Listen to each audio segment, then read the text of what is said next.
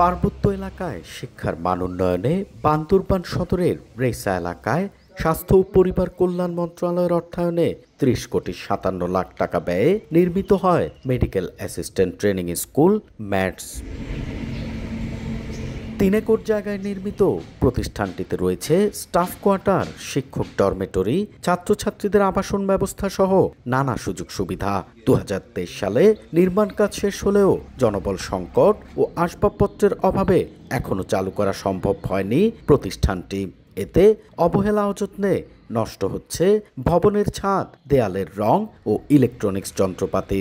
বান্দরবান যেহেতু চিকিৎসার দিক দিয়েও কিছুটা পিছিয়ে রয়েছে, সেই হিসেব দিয়ে ধরতে গেলেও ম্যাটস আমাদের কাছে অনেক উপকার আসতে পারতো। দ্রুত চালু করার জন্য প্রশাসনকে অনুরোধ। দুঃখজনক হলেও সত্যি এখনো পর্যন্ত ম্যাটস এর কোনো কার্যক্রম শুরু হয়নি। সরকারিভাবে কনভার্ট করে যদি মেডিকেল কলেজ অথবা অন্য কোনো উচ্চতর শিক্ষা প্রতিষ্ঠান হিসেবে ব্যবহার করা যায়, এটা বান্দরবানের জন্য মঙ্গল।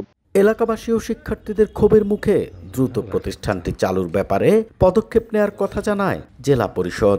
আশা করি আমরা অতি দ্রুত সময়ে হয়তো ম্যাটস অথবা মেডিকেল কলেজ হিসেবে এটাকে চালু করতে পারবো। স্কুলটি চালু হলে নিজ জেলায় সাধারণ শিক্ষার পাশাপাশি ৪ বছর মেয়াদী ডিপ্লোমা কোর্সের সুযোগ পাবেন দুর্গম পাহাড়ের শিক্ষার্থীরা। এন এ জাকির, সময় সংবাদ, বান্দরবান।